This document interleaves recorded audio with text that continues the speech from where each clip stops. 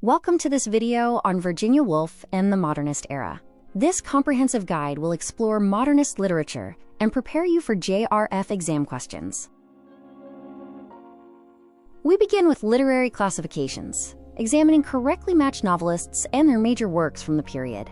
Here are some core literary pairings. Note the authors, their correct works, and key themes or publication years, such as Virginia Woolf's Mrs. Dalloway and its use of stream of consciousness. Next, we delve into the timeline of prose, focusing on a chronological sequence of influential English non-fictional prose writers. This chart shows the chronological sequence by birth year, starting with Francis Bacon in 1561, the father of English essays, and leading up to the modernist pioneer, Virginia Woolf, born in 1882. Moving on to the masterpieces, we will map some of the defining works of the 20th century, review these seminal works and their publication years, including Woolf's To the Lighthouse from 1927, alongside works from Lawrence, Joyce, and Eliot.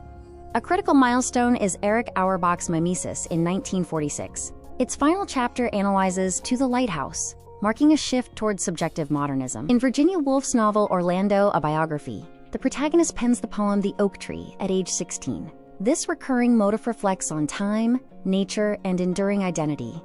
Woolf's autobiographical essays include A Sketch of the Past, Am I a Snob, and The Death of the Moth, offering reflections on childhood, social class, and the struggle for existence. Virginia Woolf, a central figure in the Bloomsbury Group, is the face of modernism.